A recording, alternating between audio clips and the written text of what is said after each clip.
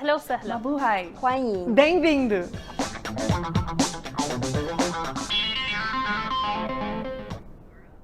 Welcome to Accent, the first international show produced at the University of Kansas. I'm Max Waltmeyer. And I'm Ekaterina Lisovskaya with today's news, events, and trends from all over the world. In Poland, a missile, which appeared to be Russian-made, exploded near the Poland-Ukraine border and killed 2 civilians. Initially, it was thought that this was an intentional attack from Russia, but now NATO is saying that it was most likely an accident from Ukraine and not an intentional strike, as their weapons are Russian-made. Poland's president, Andrzej Duda, says Ukraine's defense was launching their missiles in various directions, and it is highly probable that one of these missiles unfortunately fell on Polish territory. Ukraine's president, however, claims that it was not their missile. Either way, it appears to have certainly been accidental. Climate activists targeted a priceless piece of art with ecotage, a new form of sabotage that aims to bring attention to ecological and climate change disasters. Protesters from the group called Last Generation Austria threw a black oily liquid on Gustav Klimt's painting, Tod und Leben, at the Leopold Museum in Vienna, Austria, after they glued their hands to the frame. The group tweeted that members targeted the 1915 painting, which translates to Death and Light. The protest is the call for change for Austrian government's use of fossil fuels. Next Sunday, the World Cup, the biggest international soccer tournament in the world and the most watched sporting event, starts. The competition will be played in the Middle East for the first time. It will also be the first time the tournament will happen during our winter months. But do KU students know what the World Cup is all about? Grace Gom checked that for us. The World Cup starts November 20th, so I came to Jayhawk Boulevard to ask people what they know about the World Cup. Let's see what they have to say. Where do you think the World Cup is taking place this year? Kansas City. Brazil. Qatar. London. No idea. I'm gonna guess Brazil. I think it's going to take place in Qatar. France. It's in Qatar, isn't it? Yes, you're right. How often does the World Cup occur? 4 years. Once a year? Every 4 years? Every 4 years. Bruh, every year. Maybe every 2 years? Every year. Every 4 years. You're right. How many teams compete in the World Cup? 4, 16, 28, or 32? 28. Hold on. I need to know how many groups there are. 32. I'm going to say 32. 28. I'm just going to randomly guess 16. 32. That's got to be 32. Alright, is it 16? It's not. It's 32 then. 32, you're right. What country has won the most World Cups? The US, Brazil, France, or Argentina? I'm going to go Brazil. Brazil. Argentina. Argentina. This one I'm going to say Brazil. Brazil. I'm going to say Brazil. Brazil. Do you know how many they've won? It's a bonus question. I think it's 5. Yep, you're right. What country won the last World Cup? France. France. France. Listen, Argentina. Oh no. I'm going to guess Brazil. Also Brazil. Qatar. France did, right? Yep, you're right. When was the first World Cup held? 1875, 1930, 1920, or 1970? 1930. No, the second one would be. 1930. Yep. I didn't hear the other answer, so I'm going to say 1970. 1970. 1970. I'm going to go 1930. 1930. You're right. Thank you. Thank you, Grace. It seems like KU students can benefit from our next story. Absolutely, Max. Reporter Fernanda Silva talked to Tiago Salazar, a Brazilian journalist who's traveling to Qatar this afternoon to cover the World Cup, to learn more about the tournament, the teams we should keep an eye on, and the host country. Today we have here Tiago Salazar. He's a reporter for TV Gazeta and for the website gazetesportiva.com, and he's going to Qatar to cover the World Cup. Tiago, thank you so much for being here with us. Hello, Fernanda. Hello, University of Kansas. It's a pleasure to be here, and let's go to talk about the World Cup. Can you tell me a little bit about the World Cup? How many teams are playing? What are Yeah. the most important teams? Yes, that's 32 teams. They are divided in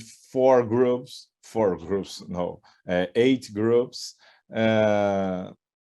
The top two teams in each group advancing phase, and from there the games are in playoffs with only one game to define who stays and who comes home. In the Qatar Cup, Brazil, France, and Argentina are the main teams. And perhaps it's the last World Cup with Neymar, Messi, and Cristiano Ronaldo together. Why is Qatar hosting the World Cup? How was the country chosen to host the World Cup? Qatar was one of the candidates and won an election for having present the best plan for the World Cup, with the rotation between the continents that FIFA tries to apply. But we know that interests of big politicians, money, and the unfortunate bribes often decide who will host the World Cup. There are also some bad things that are happening in Qatar. Like there's some people talking about slave work and LGBT rights. What is happening there? There are many controversies related to religion, a very different culture from the West, very peculiar customs, and a way of governing that squanders health, but that presents much authoritarianism, intolerance, prejudice, and also little concern to labor rights. So in short, that's it. Usually the World Cup happens during summer, so in the months of June or July. And this time the World Cup is happening in November and December. Why is that? Because in December it would be impossible to play in high level football in Qatar. The heat would be unbearable. In winter, it's possible to play there, but even so, the stadium will be air conditioned. Is Brazil going to win the World Cup? I think Brazil is the favorite. It's a favorite for the champion, for the stated champion in this World Cup, because Brazil teams reached the World Cup in a great moment. Great team, great coach, great moment. I don't say this because I'm Brazilian, but because the Brazil team is a big favorite to be a champion. From here, I'll be supporting Brazil. Thank you so much, Tiago. Oh, thanks so much. Thank you, Fernanda. Earlier this week, former President Donald Trump announced he would be running for office again in 2024. Many politicians in the US and internationally were not happy to hear this, including German Chancellor Olaf Scholz. Scholz said he was, quote, not impressed by his bid. He said that since he announced his run after the midterms, where, quote, one can now also hope that, like in the last elections, a decision against populism will remain possible. Scholz has also praised Biden's experience as a politician, as well as his value of cooperation between the US and Europe. After the break, we'll learn more about what's happening over the globe.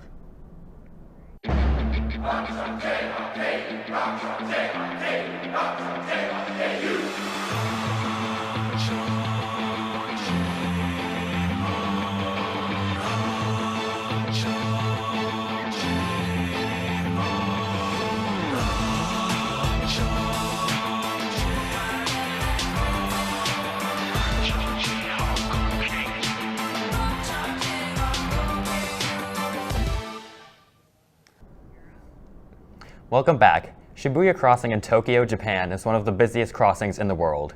On Monday evening, a man set off around 50 fireworks in the middle of the crowded street. Many went overhead, however one shot out vertically, barely missing pedestrians. After the fireworks, the man began incomprehensibly shouting out of a loudspeaker, with eyewitnesses saying he was expressing his dissatisfaction with the world. The man was arrested, and miraculously, no one was injured. Now let's take a look at some local and international weather. Erin, what's the weather like in Qatar for the World Cup opening? Thank you both. I have a weather forecast for the World Cup in Qatar, and then I'm going to talk about some more cold weather that we can expect back here in Lawrence. For Qatar, it is going to be honestly really nice weather. We are looking at mid 80s for the entirety of that next week, and even the lows are only in the low 70s there. Sunny skies all around, so it'll be a really nice time for all of those football players out there.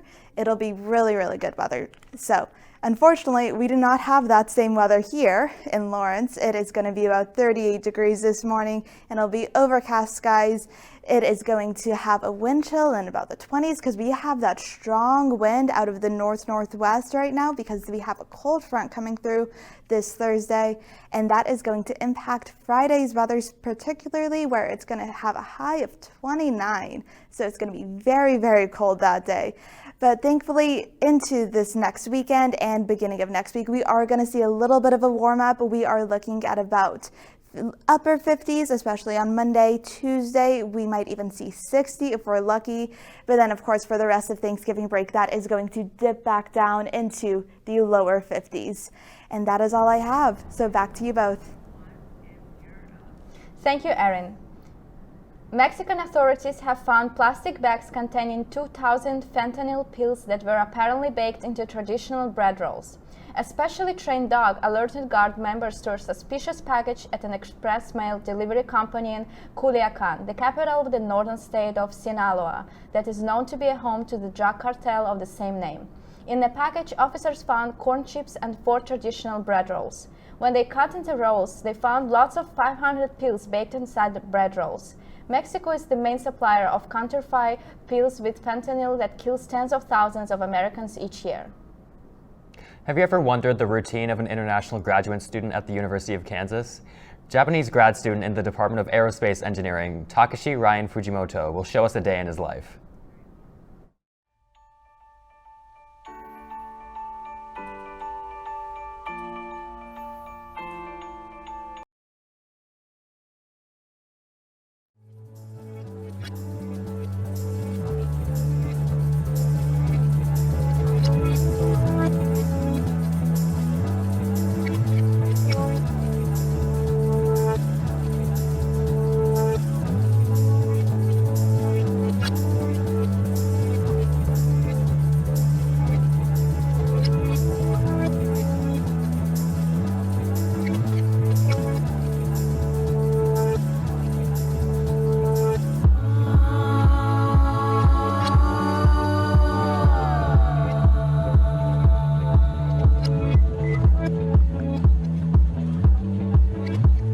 Okay, here we go.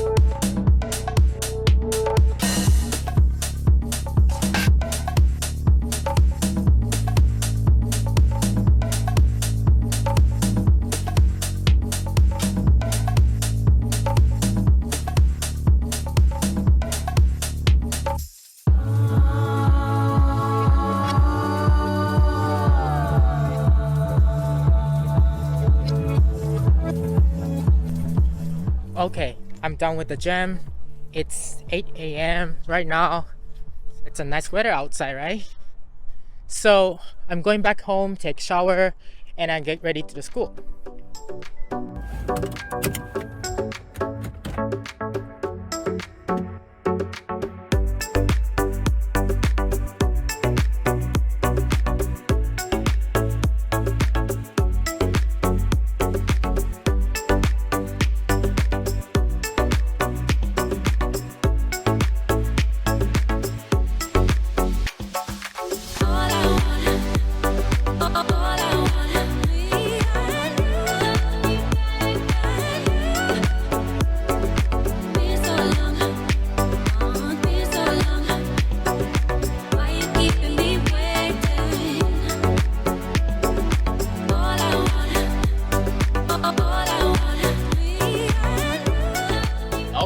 here at the lab. I'm gonna start research from now. But before start, I'll quickly tell you what I'm doing here.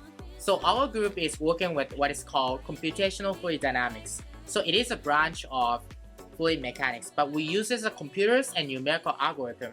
I spend most of the time looking at the computer screen and coding all the time, which is fun, but sacrificing my eyesight.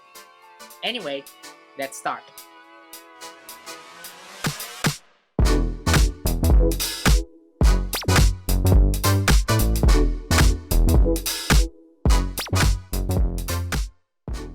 Yeah, if you compare with the first one and second one, we can see the differences. So the first one, we couldn't preserve free stream, but second one does. So which implies that we can...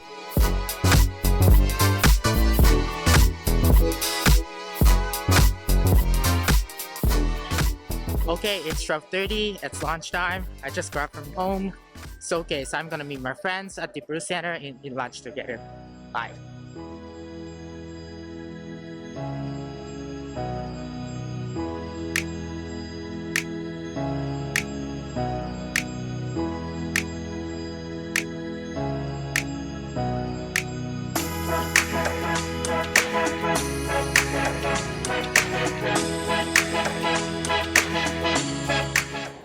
Okay, I'm done with the lunch, so I'm heading back to the lab and then do some work and go into the class.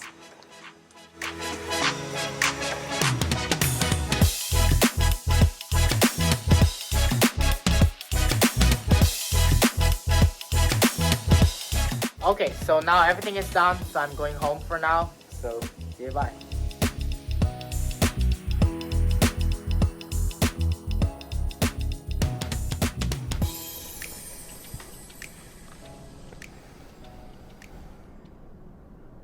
Thank you, Ryan. The recent report by the United Nations Population Division found out that the global population is projected to hit 8 billion. India will surpass China and become the world's most populous country next year. After the break, find out the country that produced the world's first animated feature film. Stay tuned. Where you go to college makes a statement about you. This place will become a part of you, your identity for life.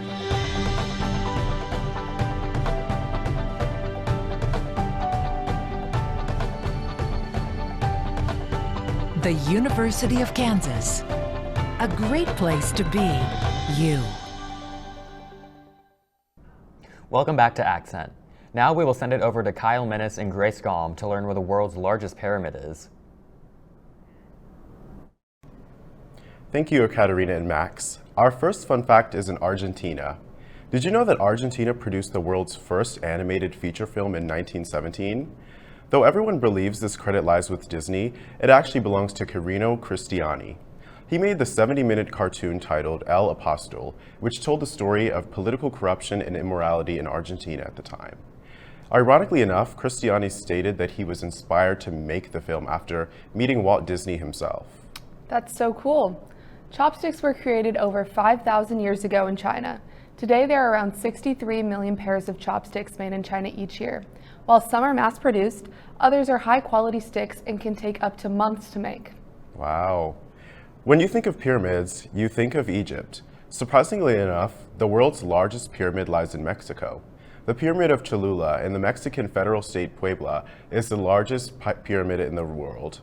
The pyramid has a 400-meter base and a total volume of 4.5 million cubic meters, making it far larger than the Pyramid of Giza in Egypt. There is believed to be more than 100 isolated tribes in Brazil's portion of the Amazon, making it the most uncontacted place in the world. According to Time magazine, it can be dangerous to contact these tribes because it could expose them to deadly pathogens to which they have no immunity. Next, we have Luxembourg. Luxembourg has one of the lowest crime rates in the world. A survey done by the UN states that you have less of a chance of being shot in Luxembourg than any other country in the world. Remarkably, there are only 2 jails in all of Luxembourg due to the low amount of crime. That's awesome. In 1992, Singapore banned chewing gum after it was used for vandalism. The Housing and Development Board spent $150,000 a year to clean up the gum, Importing, selling, and making gum can result in fines and/or jail time. This law excludes the use of nicotine in dental gum. That's all for Fun Facts today. Thank you, and back to the desk. Thank you for watching Accent. Enjoy your Thanksgiving break. We will be back in 3 weeks for the last show of the semester. See you soon. مع السلامة. Ciao. 再见。